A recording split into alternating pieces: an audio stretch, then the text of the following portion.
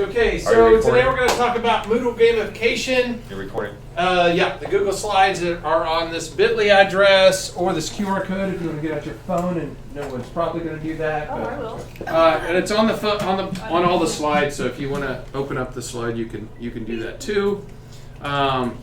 So gamification has been shown to increase participation, engagement, and competition. The idea is finding a new way to get our kids to do stuff in our class.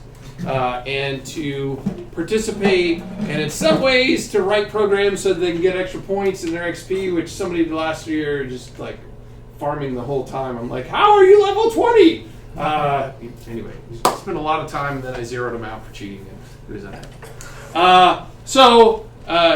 We can use Moodle to help us do this. There are lots of other ways to do it, paid ways. One of them's called Classcraft, and their big thing is it promotes teamwork, discipline, freedom, and long-term it's supposed to make the students more engaged, and one of the things it can make boring subjects more fun. So, and what's boring, that's all depends on the student and what they like doing, right? So to one student, math is boring, to another student, social studies is boring, just what they're not engaged in. So that's one of the reasons I would say we gamify. I also gamify to keep students on task with what I want them to do too. And we'll talk a little bit about what I mean when we get on that. But so the first thing to understand is gamification is game design for non-games. Okay, it's not about you can't play games in a gamified course. I'm not saying that at all. But it's not about playing games.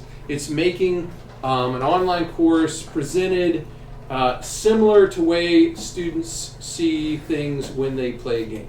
Okay, so that's the big picture of what we're doing. It's about making things appear and disappear and allowing failure and retries and choice to try to make students feel like they're more in control. And obviously they're really not. We're using gamification in a very directed way to make them do what we want them to do, but make them feel like they got to choose what they wanted to do, not necessarily true because you gave them all the choices too, right?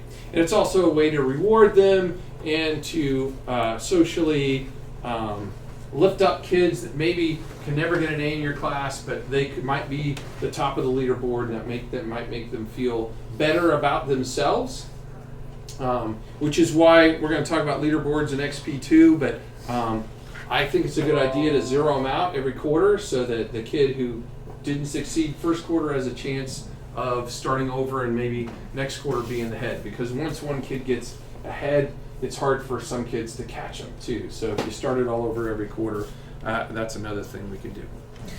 So one of the things you want to think about when you're talking about gamifying and changing the way you talk about things. We don't have assignments in my class. We have challenges. We don't have projects in my class anymore. We have quests. We don't have quizzes anymore. We have skirmishes. We don't have tests. We have fights. And the boss fight is usually the semester exam. Is everybody ready for the boss fight? Okay.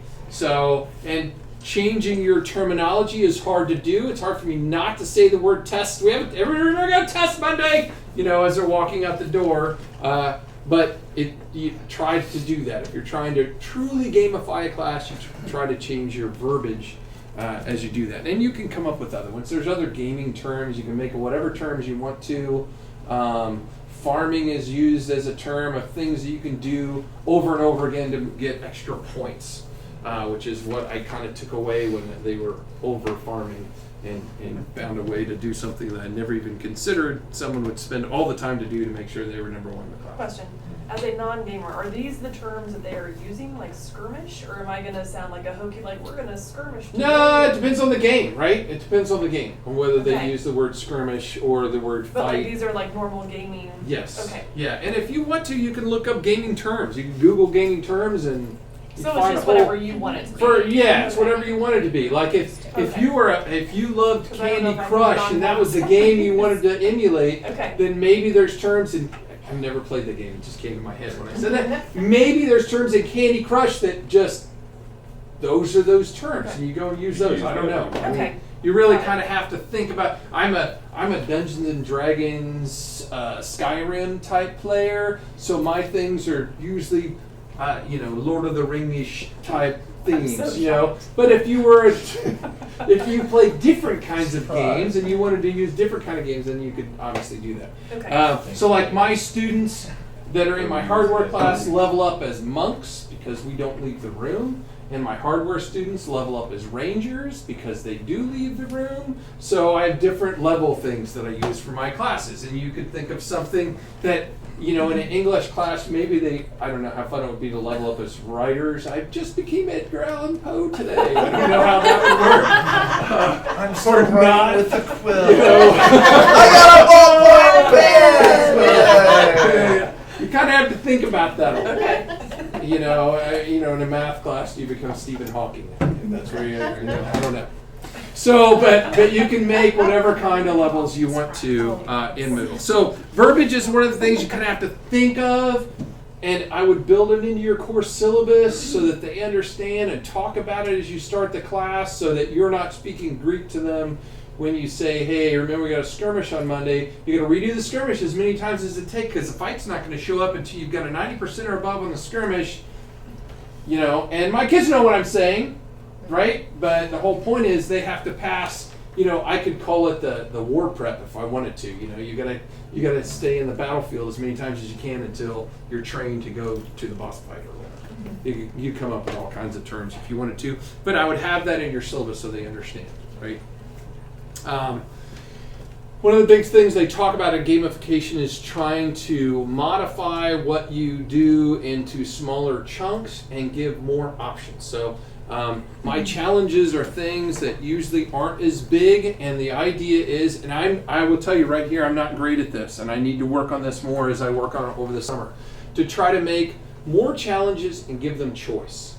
So it's not everyone's going to do this, it's do 3 of these. And you give them 8 different options of how they want to participate in the class and do homework, because you might have someone that's a big visual person and they'd rather do the YouTube quest, which is one of my things, that go out and find 7 YouTube videos that explain how to do an algebra problem, for instance. You know how many videos they're going to watch to find out the best 7? Way more than 7. Now there's always going to be somebody who watches 7 to post 7.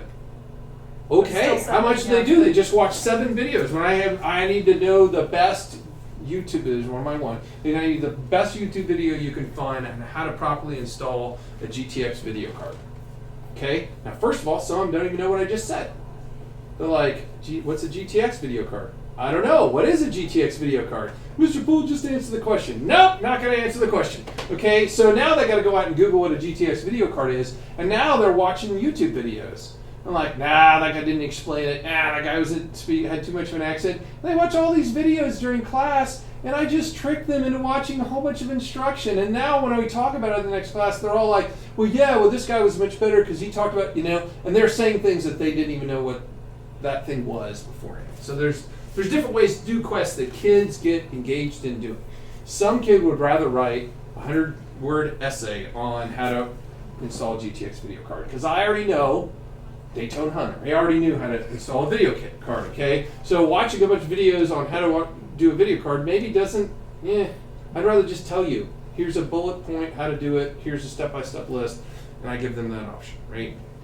So the idea with challenges is to make them small, and the idea with gamification is to give them choice, right? So, and in our Moodle grade book, we can easily, I'm gonna write challenge 1, and I could have all 8 of those things in there, and I could say, grade 3 on the Moodle category, and it will just take the 3 highest grades automatically of those challenges when they do it. Meaning that if they totally tube one, and I give them an F, they just go and pick another one, and do that one, and it replaces that F. Because I said you had to do 3, and you got an F in the class, I need you to go do another one. And they go and do another one, and now they don't have an F anymore, because I gave them choice on those things to do. Some of these things, when you start thinking about this, I've never done that before. I've never tried a YouTube quest. There's some things that don't take that. Now, that a YouTube quest is not 25 minutes, by the way. You could have a student spend days watching YouTube videos when you give them permission to do a YouTube video.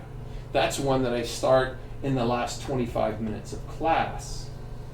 and say if you didn't get it done, make sure it's done by Monday, because you're trying to corral people back in from watching YouTube to pay attention to me again is kind of hard to do.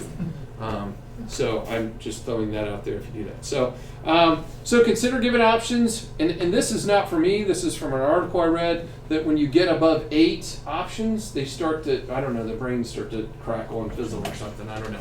So that's why the book I read said 5 to 8 challenges is more than enough choice for students. And I added, say 3, but you could have 5 to 8 and they have to pick 1, or 2. That number is, I'm just saying if you give them choice and you want them to master something, maybe more than one activity is a good idea. To do on the challenges. My quests are what I used to call projects. Those are my research, my PowerPoint projects, and I try to break those up as well. And it's like phase 1 of the quest is this, and today everybody needs to have phase 1 done by the end of the period. Now, for instance, when I do my research PowerPoint project, I don't go and say you're doing this and you're doing this and you're doing this. I build that choice into Moodle with the choice module. So everybody has to go and choose what they're doing for the phase 1 of the quest, which in this case is like I have to pick what major manufacturer I'm going to buy from, because not everybody can choose Dell. Some people are going to do Dell, some people are going to do Asus, or whatever, however your information can be spread out so that not everybody's doing the exact same thing. And now we do phase 1 of the quest. In the next class, we'll talk about phase 2, but in the end, this is a major project that they present maybe as a PowerPoint research project. But I try to, again, break it up into small parts, because I found personally that if I say you've got 3 class periods to do this project, what do? They goof around period 1, they goof around period 2, they might get it done period 3, or they might stay up and submit it at 3 in the morning, Colin, and get it done that day, if I'm lucky, right? So if I do it in smaller parts and say it's done today, it's due today, this part's due today, it makes it more manageable as well. So that's kind of what I use quests for. And I already said, I don't have a slide on that, but I use skirmishes as quizzes. They're always formative in nature. They're always take multiple times, and they're always required to get to the fight. Every single fight I have requires you to get a 90% of skirmish before you can even see it. So if you haven't done it, then you come into class for the fight, and I don't see the fight, Mr. Poole. You didn't do the skirmish. Well, I tried to, but you didn't make it so I could see the right answers. Yeah, duh! I gave you unlimited attempts to get the right answer. You're supposed to look them up in between if you just saw the questions. Look up the answer and then answer it right the next time. Well, I don't know which ones I got wrong. No. Jeez, that's scary. Breaking my PC over there. It was loose. This side wasn't Somebody was screwed falling. on. So that's how I use what I used to call quizzes, skirmishes. You have to earn the right to get to the fight. Okay.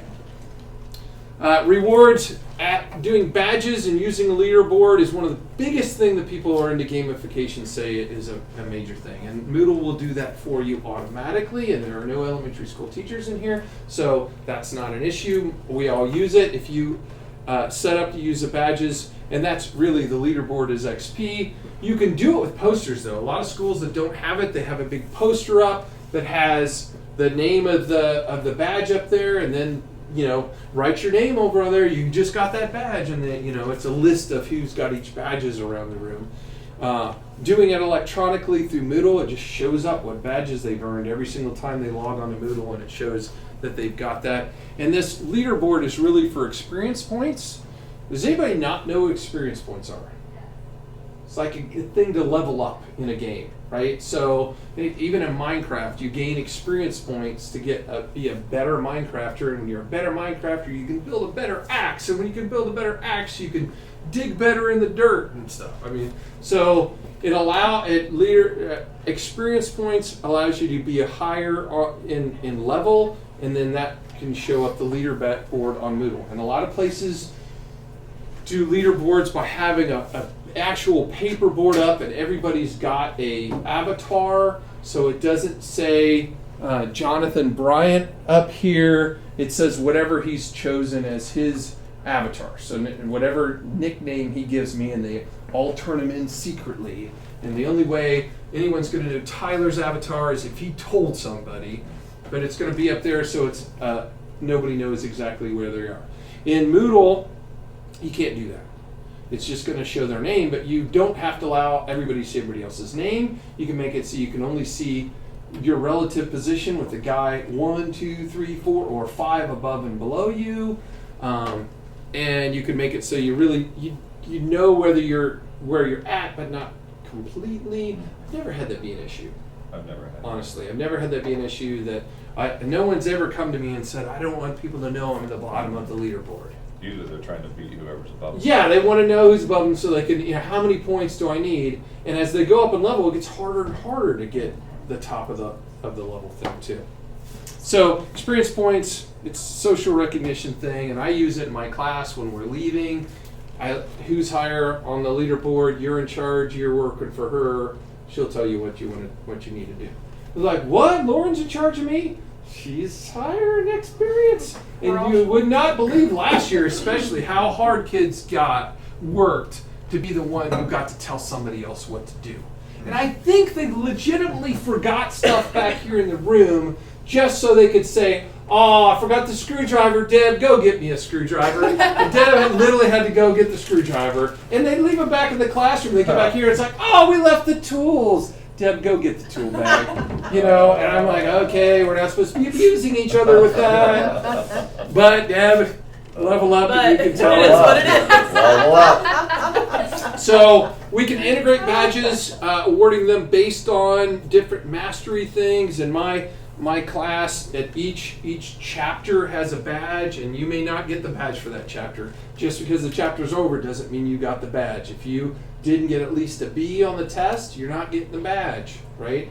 And there, so like this one's an example. To get this badge, which is Motherboard Wizard, then see I use penguins stuff from me anyway. Yeah. So you have to have done this. You have to have done all those things in order to be awarded the badge at the end. And then when they get the badge, it just pops up. It pops up right in the middle of their Moodle. When they get to a new level, you're level 3, and there's a new image right in front of their face. And when they get awarded a badge, it pops right up in front of them that they got awarded that badge. And that's kind of the idea of the Moodle certification, what we're doing there as well. So do you upload the images yourself? It has default images, 4 sets of default images. You can use whatever image you want to. Okay. And it's almost ridiculously simple. The level 1 image needs to be called 1 dot whatever it is. Level 2 has to be, so you just rename the pictures to 1, 2, 3, 4, 5, 6, 7, 8, 9, 10, and you drag them right on there, and now that's what they're going to get when they go up to that level. So you have to decide on what you're going to call the levels. You can call them whatever you want to. Doesn't have to be level 1. Level 1 in my one, they get different names as rangers. I went in the Dungeons and Dragons guide to see what the different levels of rangers were called in Dungeons and Dragons, and that's what they get called. You decide on what those requirements are. This is talking about badging. So on badging, you name it, you decide on the requirements, and they just get issued the badge automatically as soon as those requirements are met. You don't have to do it digitally, though. You can do it however you want to, right? If you don't want to set up badging in Moodle, you can just say as soon as they've done 3 projects, they get the badge for this thing, and as soon as it's harder to keep track of. I like letting it automatically do it. But you can use posters if you want to. So I was going to show you how to make a badge because it's pretty simple. And we're going to go into my class. Now, in order to make badges, one of the things that you have to have on is called activity completion, because in order to issue a badge, it has to know that you've done something. You can't issue a badge based on just you're from New Paris, right? So activity completion has to be turned on. And I'm not going to show all of that right now. I have a video on how to do that, and we could spend a whole class on activity completion. Really, but basically on every activity, I don't know why I'm logged on as Cameron Harrison right there. I think I used him as a test dummy last class or something. I don't remember. But every single one of I'm going to just go in one of my sections. But if you have activity completion on, then basically anywhere that you see this dashed box means it's an activity that they can get completion for doing. Okay? And if you go into any activity, like I'm going to go into this activity right here. Let me get this out here. And I edit the settings on the activity. Down at the bottom, there's a section that says activity completion. And this is what the student has to do to consider being complete with this activity. So, and you can see, student must view this activity completed. All I have to do is click on the link to go to here. They've completed that activity. Okay, but you can have it based on they were graded, that they got a certain grade, or that the other one is that they can manually say it. But let's say this one is one that I can track. And so you have to turn it on for that particular thing in Moodle, and you have to tell it why you're, and I don't want to unlock this because it'll make it undo something else, but I'm going to make a new one. Top here just to show you what I'm talking about. So, and you can do this on anything you've already gotten. And basically what I did to do this is I started out at the beginning of the year in chapter 1 saying, okay, this, and this is going to be the badge for that one. And I turned on activity completion for each one of those things. So if I make an assignment, I'm just going to make a dummy one here. And I go down to activity completion. So by default, it says students can manually mark the activity. No. Either I don't want it on, or I want some condition to do it. So if I say show the activity is complete when, here's the options. View it, receive a grade on it, or submit it. So I can just say, hey, they've got to submit it for it. And I don't do that. I say if you didn't get a grade, because they could submit anything, right? Once they get a grade on it, it's complete. Now, it doesn't say what the grade has to be. It could be an F, but this thing's gonna be complete. However, and this is how the badge is on my classes, they have to do all the activities and finish the final fight in an acceptable manner. So when I do a test, let me go down to the test down here at the end of the chapter. Here's the fight for chapter 2. On this one, to complete it, they have to, or they should have, I should have said require a passing grade should have been checked. I missed something there. So require a passing grade means that this grade up here that I said is to pass is what they have to have. Okay? So they have to have this grade to have a passing grade. That has nothing to do with percentages or anything. This is points out of, so this test must have been worth 40 points, I'm going to assume. And if they get 30, they completed it. And then if they completed this, then they get the badge. So I'll show you how a badge works. If I go, because that's where I started at on this conversation, if I go to badge, and mine's going to load really slow because I have so many things that I'm tracking. So I'm going to go to badges, and I'm going to go to add a new badge, and I can name it anything. You are smart. That's the You Are Smart badge. And I can add a description in here. This is for passing all tests in hardware. If I wanted to do that. And then I could drag whatever image I wanted to right in there. So let's see. I'm going to get an image of a brain here. That one looks good. Oh, you know what? I could even make it easier. You can just choose a file. I can use Wikimedia. Let's say brain. I'm sure there'll be at least one picture of a brain. Brain anatomy. We'll use this one. Select this file. There we go. So now that's what it's going to look like. They're going to see that picture that I just picked. They're going to see You're Smart. This is for passing all tests in hardware. And then I'm going to say create the badge. And then I have to say why do they get the badge? That's under the criteria. So the criteria, I can say manually issued, which means I just say you get the badge. That's the easiest way to do it, but it doesn't do it automatically. You can say when the course is completed, I don't know how you do that. You can do it based on other badges. In other words, if you got all of these badges, you get this one, which would actually be the easiest one for this. If I'm saying you get it at the end of the course. Or you can do it based on individual activities. Now here's where it's going to take forever. I have so many individual activities on mine that are tracked, but if I could say, hey, you need to do this, I'm just picking the top ones here. It's still loading my activities, that's why it's not letting me click that, I think. Badges have gotten time consuming for me as I've started tracking everything. So, there we go. Now I jump down. So anyway, I could. Label. What? Why is it listing labels? Because I have labels. Assignments. I don't know why that would be. I don't know why that one. That is kind of weird.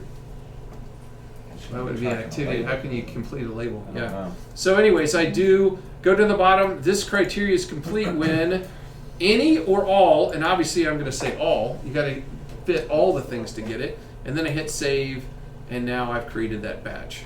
And that's it. So it's saying, I don't know why label would be on there. That's weird. So I've got to have done this file, read this book, use that folder, and then in order for anyone to get it, the last thing is I have to enable access, because right now it's just a badge that no one can see. So you can see it'll be hidden down here. You are smart. See how it's the eyeballs. If I uncheck that, then students can start earning that one. And you can see that almost everybody except for one person got that one. Only 2 people got that one. Everybody got that one. Only 5 people got that one. The hardhead I never opened, so nobody got the chapter 7 one because I forgot to open the eyeball on it. But if you open the eyeball now, it would assign, but there's something, I tried doing that. I tried Okay. just opening the eyeball, and it says, hey, this is going to make it available, and then nobody got it. oh. So I'm like, there's something broken in my requirements that I've changed from last Otherwise year. it would have just gone ahead and Yeah. submitted that. So. Yeah, and they would have all just said they've got those badges. So that's badges. Anybody have a question? Really, you got to decide on what you want to look like. You could do multiple badges per chapter. You could do one. I just have one badge per chapter that said you did well in this chapter. You got all the activities done, and you got above an 80% on the test, so you get awarded the badge that you understand it. You know, and I use that. I think 80% is fair. I don't want you to pass. I want you to at least get a B and have that much knowledge. You could literally say it's an A. You could say you don't get a 90%, you don't get the badge. You got to be, But I want everyone to be able to get the badge, really. So that's what we use badges for, and it's really the simplest way to gamify. You don't have to do levels to gamify. You can just change your course kind of philosophy, add more options, and give out badges. And you've really gamified the class. And I think the younger you are, the more the badges are, more of a thing. Does it show up on their profile? Like I have these. Yeah, as soon you can see, and it goes up on staff profiles too. So when I log on to Moodle, it shows that I got the level 1 certification. Because I built it, so I had to test it right. So they show their badges when they log on for every class over here. And then they show it for that class when they're in that class. So when you're in English, you're only going to see the English badges. But when you log on to Moodle, you're going to see every badge they got to sign. Which is why I put it underneath, because it could conceivably get really long.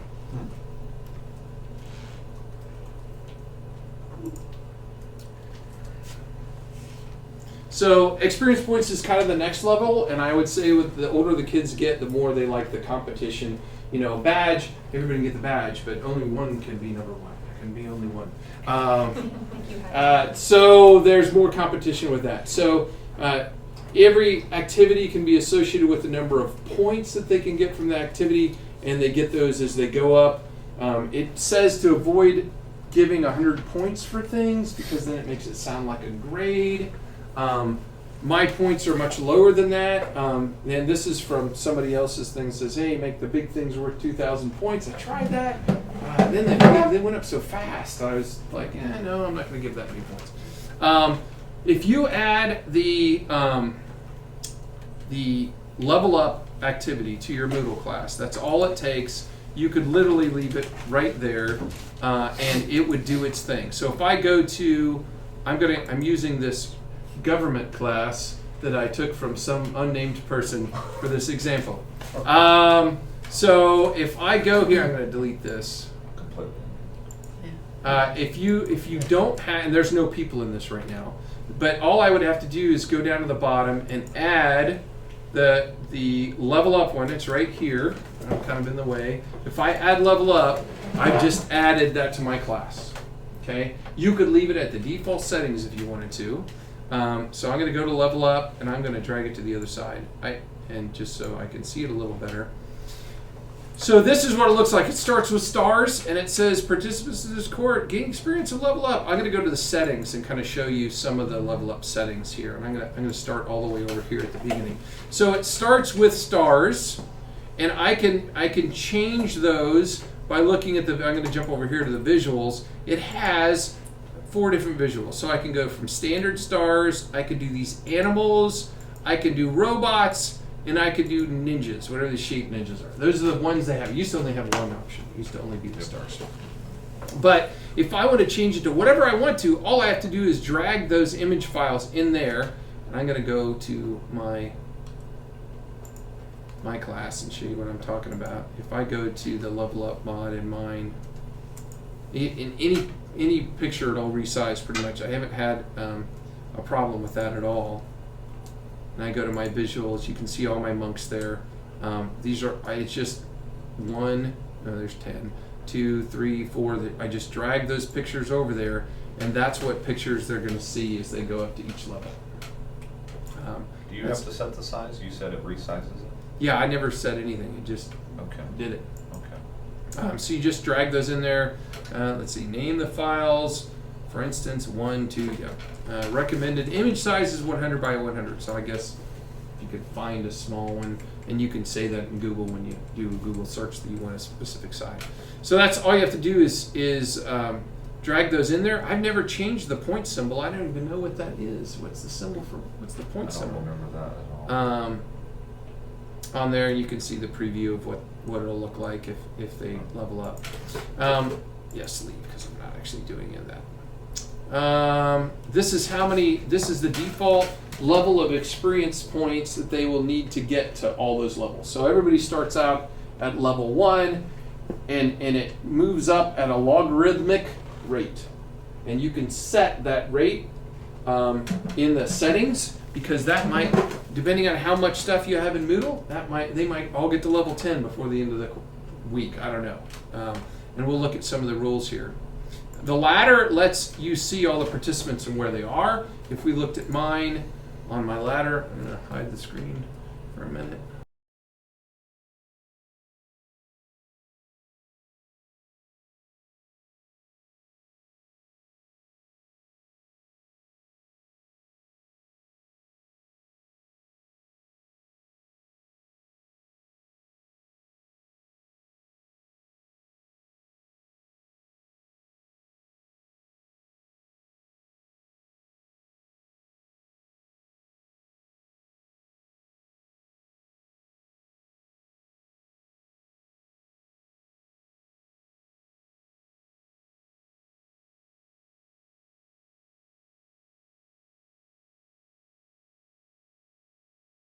Way more people than that. Can you set it between classes, like for 6th grade? Because I have them all. Could I have it be for all of 6th grade, like a leaderboard, versus just the individual class periods, or is it just who they're in class with?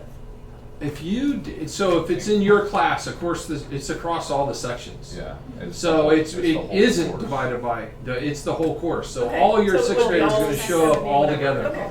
Yeah, I don't think there is a way to divide it by course section at all. That's I okay. think it shows them all I would together. rather it be that way, so I just wanted to make sure that it would show that way. Yeah. Let's see. So the log is just, that shows you who got points for what, if you wanted to look at it. The levels is where you actually set the levels. So right now it's set by default to only have 10 levels. You can make more. And right here is how the logarithmic, the base, and the coefficient. So if I wanted to make it go, like it's impossible to get to level 5, if I change the coefficient to 1.9, and I say update and preview, now I went for 120, and we look up here, now we're up at 42,000 points. No one's ever getting level 10. Now, my first time I did that because I made myself level 10, and no one can catch me. So, because you can give students points manually too. Okay. You can say for doing something great in a particular day, you automatically get 500 XP. To make it a behavior modification thing as well. Just like you can say you can take them away. Yeah. So if I want to on my leaderboard, Deduct points. you can deduct points in Alt 9. Okay.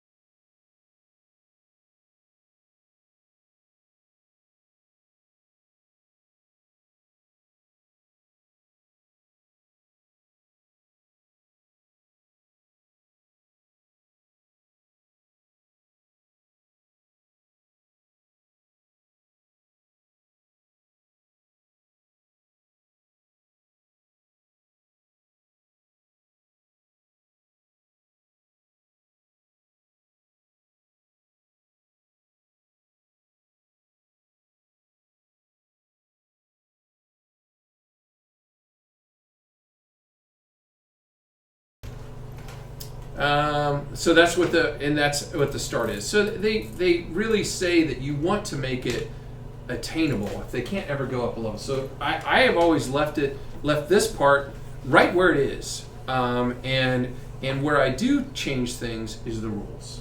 So the rules here are what you get points for, and these are the default rules, and the rules start from the top down. So if you make a rule that you want to happen, you got to kind of play with these. If you make a rule, as soon as it hits a rule that gives them points, it's done and it moves on. Okay. So the default rules are It says 0 when these things. Did you do this, Deb? I copied yours over. I'm going to trash this for now. So these are the defaults. It's called the CRUD rules. So when they create something, they get 4 to 5 points. When they review something, they get 9 points. When they update something, they get 3 points. And when they display something, they get 0 points. Okay, that's their Moodle default. Well, under this rule, by going to and reading something that I've asked you to read, you get nothing. I don't want them to get nothing. So I can say every time you click on something, you get 5 points. And every time so I can go and change these and say if I update something or if I review something, maybe I want to give less points for reviewing it. And so those are defaults, but you can add all kinds of rules, and I can always go back here and reset them back to default. The other thing is the settings, which is where I think the most important thing is this cheat guard, which is what they added. So enable cheat guard, yes. How many things they can do and how much time is an important one. And I did not have this set, so the kids were just going click, click, click, click, click. They're just sitting there trying to get points. So you can say, you know what, you can't do more than 2 things in 10 minutes. 21. Okay, or 21 things. Yes, that's not what I meant. Things, and so that's what this is for. Time between the identical thing, I'm gonna say 10 days.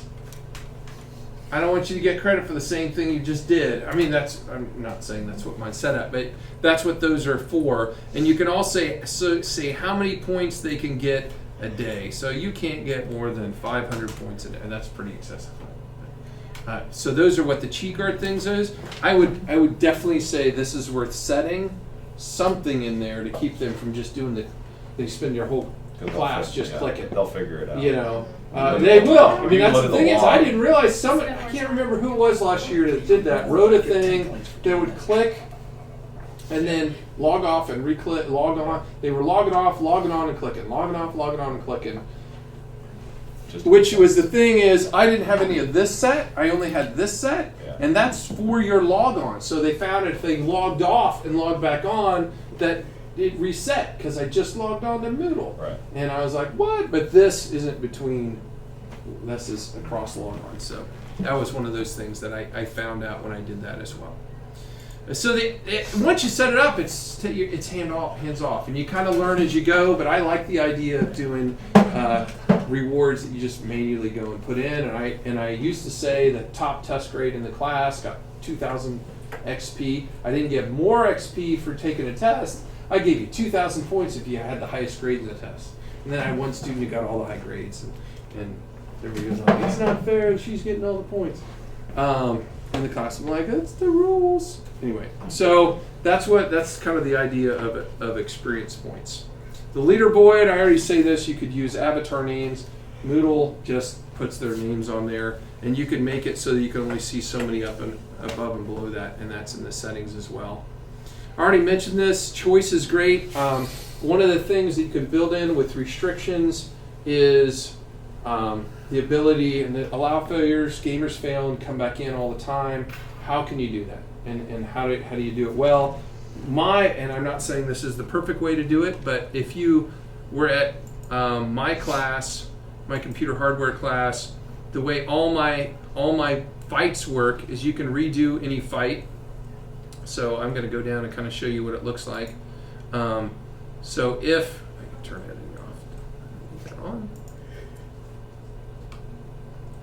So here is the chapter 2 fight. So they've got to take the skirmish in order to see the fight, and it says not available unless chapter 2 skirmish is marked complete, hidden otherwise. So they don't even see the fight until this is complete. When they take the fight, as soon as they are done with the fight, they see, and this is everyone, not available unless the activity chapter 2 fight is marked complete, hidden otherwise. Intervention activities show up with all 5 of these intervention activities available. They only see this one, and when they complete this intervention activity, they see this one, and when they complete this one, they see this one, and when they complete that one, they see this one, and then when they complete that, this one actually is 6, doesn't it? 1, 2, 3, 4. Oh, it does have 5. I told them there would never be more than 5. And when they finish this one, all of a sudden a rematch shows up. And now they can't do it unless this activity is marked complete. And when they take the rematch, whatever of these two that's higher is the one that shows up in the grade. So that's just a copy of the first fight? No.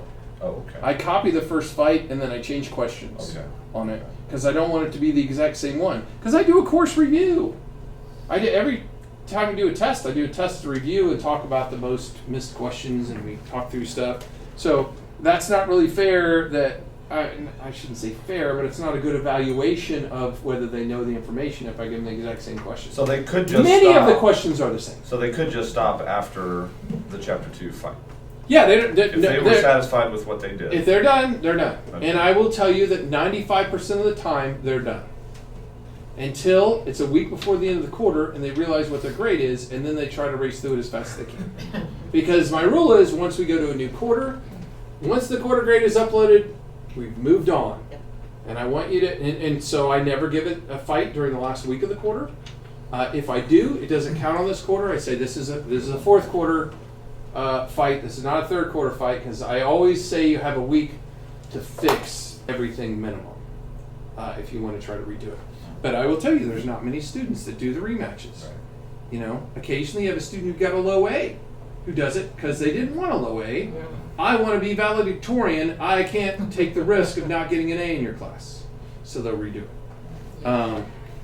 But so they don't have to, and that's the thing is they don't see when they do the fight, they see this, and they don't see anything else, and automatically as soon as they do it, the chapter 3 shows up, because that's part of the gamification, is that you use restrictions to make things just show up when things happen. But they also get more XP every time they do one of those things. That is true too. So you could actually gain more XP. Yes, and these intervention activities are worth almost nothing. They're all formative in nature. They have to complete them to move on to the next thing, but they're earning the right in these to go get to the rematch.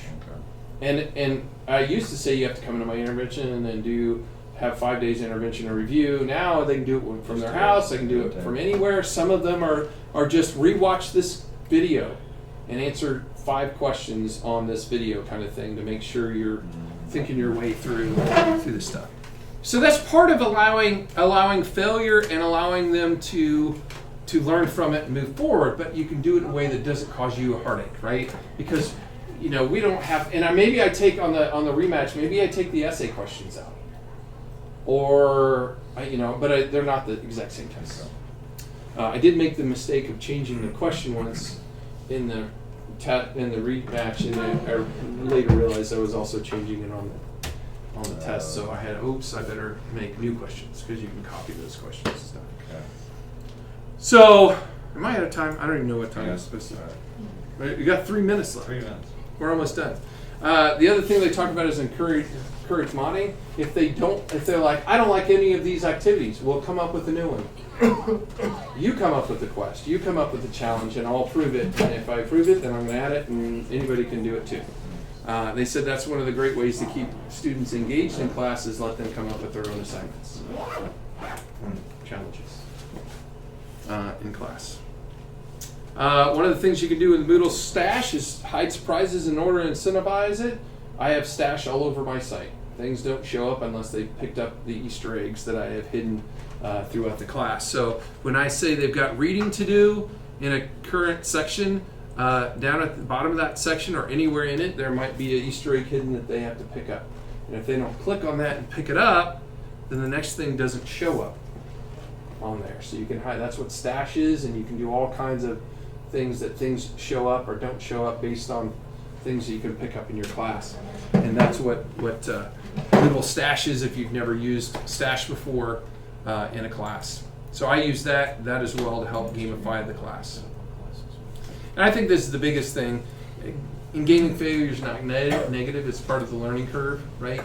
No one gets through Halo unkilled the first time they play. They go, oops, I shouldn't have gone that way, right? And they try over, and the idea with gamifying the class is to give students the ability to fail and learn from it and do something again without it being overly much a burden on you, right? Because there's a point where we could let students redo everything and we would never go home. We'd all have cots in the corner and sleep here at school, right? Because there's only so much you can do, but if you gamify the class and make it automatic, then it's their burden to do that at night or on the weekend or whatever. So, does anybody have any questions? I know we're out of time. Specific stuff on how to use restrictions and activity completion is easy. The restrictions is kind of the opposite of activity completion. When I go into something in my course, instead of hitting the activity completion, there's also a thing right next to it that